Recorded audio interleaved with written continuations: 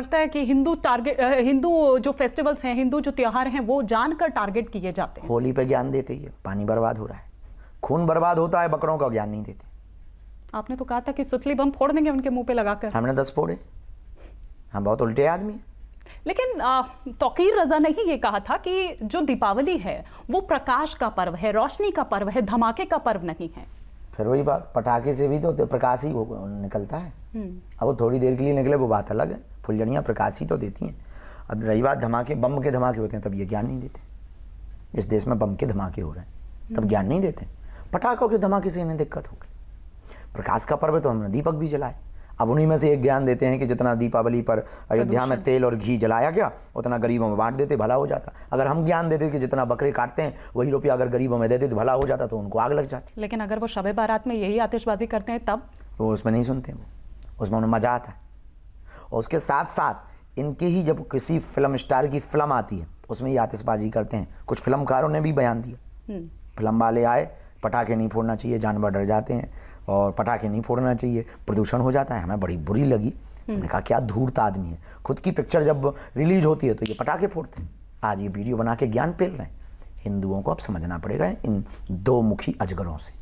तभी आप कह रहे हैं कि सबको अपने नाम के आगे हिंदू लगाना चाहिए। बिल्कुल लगाना चाहिए, उससे आपको गर्व के साथ कि पिक्चर बदलेगी, बहुत बदलेगी, बदल रही है।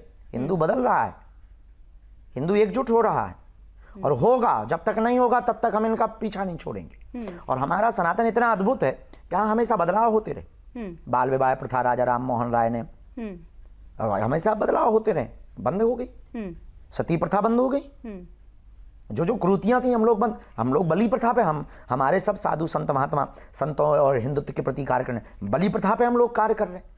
बलि प्रथा को रोक करने के लिए अगर कहीं किसी स्थानों पर या गाँव में बलि प्रथा का अगर जिक्र है तो हम लोग कह रहे हैं उसके बदले नींबू की बलि दो, नारियल की बलि दो, जीव की बलि मत दो। हमारे सनातन धर्म में यही सबसे बड़ी खासियत है कि यहाँ पर बार बार बदलाव। आज तक इनके में एक भी बदलाव नहीं। मैं महाकुंभ वाले पॉइंट पर वापस आना चाहूंगी क्योंकि आपने कहा कि गैर हिंदू गैर सनातनियों की एंट्री बैन है। गैर सनातनियों की, अब वो हिंदू भी हो, कई तो विदेश से भी आते हैं लोग, तो अगर वो सनातन से उन्हें प्यार नहीं है तो क्या मेरे आंगन में तुम्हारा क्या? या सिर्फ मुस्लिमों की एंट्री बैन? नो, गैर सनातनी। आप कहते हैं कि इनसे नहीं सामान खरीदा जाए, इनसे ना ये क्यों खरीदा जाए? जिन्हें ज्ञान नहीं है हवन सामग्री का, नवग्रह लकड़ी का, जिन्हें ज्ञान नहीं पंचरत्न का, सर्वौषधि का, त्रिवेणी संगम का, कौन कौन सी उसमें नदियां समाहित हैं, कौन गंगा है, जमुना है, सरस्वती है और कहां से प्रकट हुई हैं, वहां की महिमा पता नहीं, उनको शाही स्नान का पर्व पता नहीं, उनको मौनी अमावस्या के पर्व का पता नहीं, बसंत पंचमी के पर्व का पता नहीं, शिवरात्रि के पर्व का पता नहीं, शिव स्थापना का उन्हें पता नहीं है, चरण संतों की चरण रज का उन्हें मतलब पता नहीं, संतों के ज्ञान का पता नहीं है, सत्संग से लेना देना नहीं है, खालसा से लेना देना नहीं है, मठों के महंत महामंडलेश्वरों से लेना देना नहीं है, तो फिर धंधे से क्या लेना देना? गजब का ज्ञान है। हमने आंखें खोल दी तो क्या गलत कर दिया? लेकिन ये क्या सिर्फ महाकुंभ के लिए ही है या बाकी जगहों के लिए भी? क्योंकि केवल महाकुंभ, तो केवल हाँ। हम फिर वही बात, अभी जैसे कोई आपके पूर्व में एक पत्रकार महोदया थी, उन्होंने बताया कि वहां कुछ मुसलमान निर्माण का कार्य कर रहे हैं, हमने नहीं रोका। न्यूज आई है कि वहां पे निर्माण का कार्य चल रहा है, हमने नहीं रोका, हमने उसके खिलाफ बयान नहीं दिया ना, नेवर।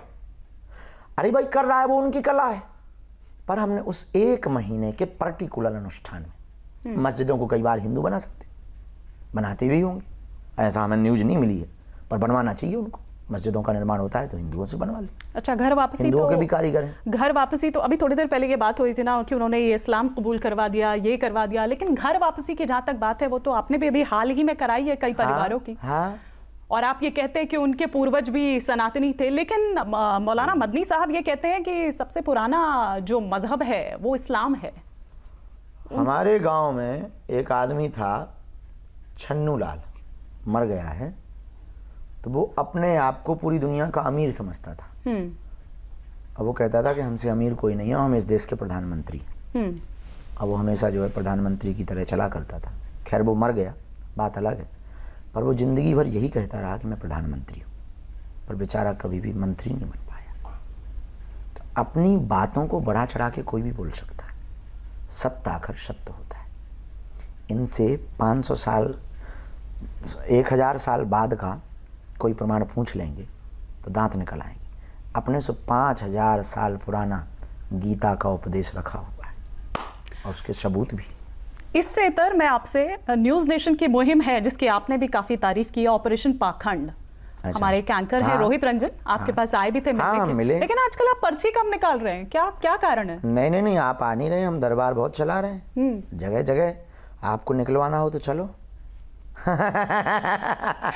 ये आपने जो है गलत तरीके से देखा। देखिए, पर्ची का सिद्धांत हमारा चमत्कार फैलाना नहीं या अंधविश्वास को बढ़ावा देना नहीं। पर्ची का मतलब ये है जो परंपरा से हमें प्राप्त हुई है उसके द्वारा लोगों को मार्गदर्शन देना।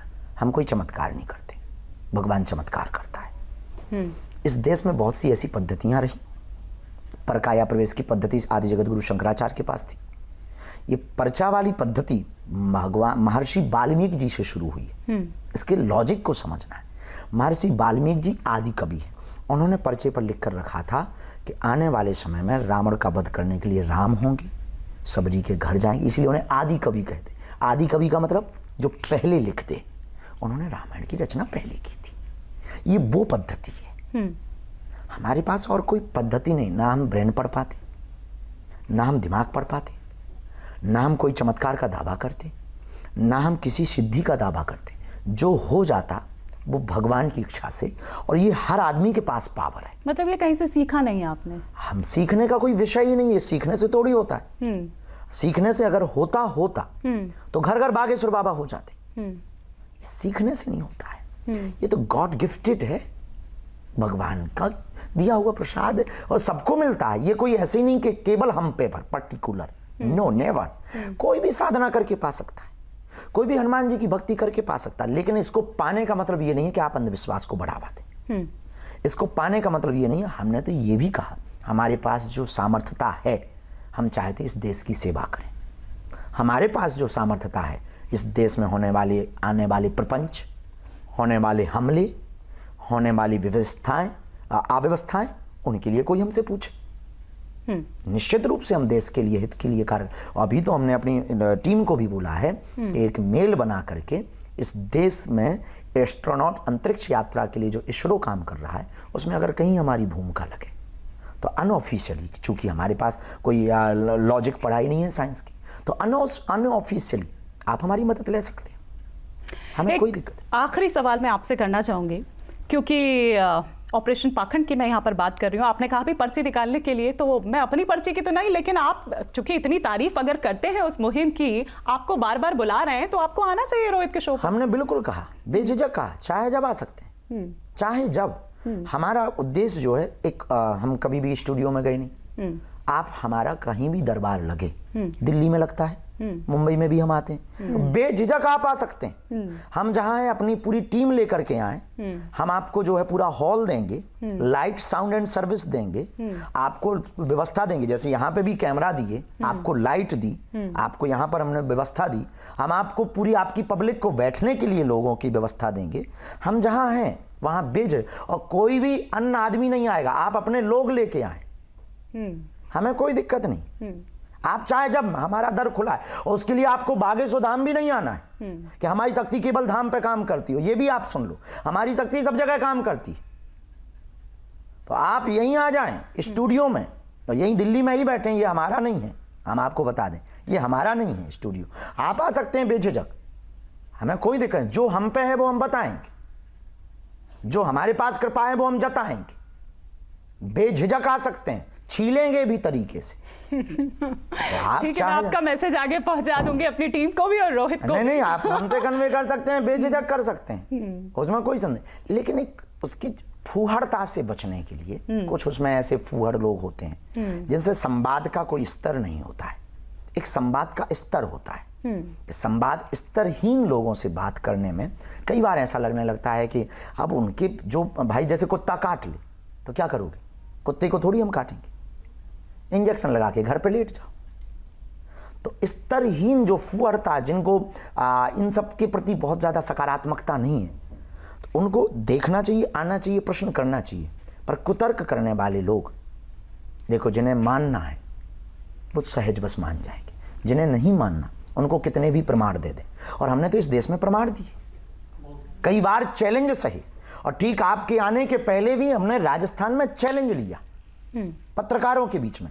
तो आप तो बेझिझक आ सकते हैं, हमने तो कई बार अपनी परीक्षा दी है, और हम क्यों बचेंगे। और आपने ये गलत बोला है कि हम भागे हैं, और कई बार बुलाया है, हमारे पास सिर्फ एक बार आए हैं, कई बार हमारे पास नहीं आए हैं। नहीं, शायद उन्होंने संपर्क साधने की कोशिश की। अब हमारे पास एक बार संपर्क आया, हम कह सकते हैं कि हमारी वेबसाइट पे या मेल है या हमारे मनोज त्यागी जी हैं, आप उनसे हमारे पास एक बार संपर्क आया है, बार बार नहीं आया है। एक बार आया है तो हमने सहजवश स्वीकार किया।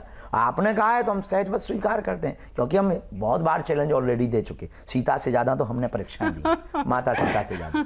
बहुत बहुत शुक्रिया शास्त्री जी।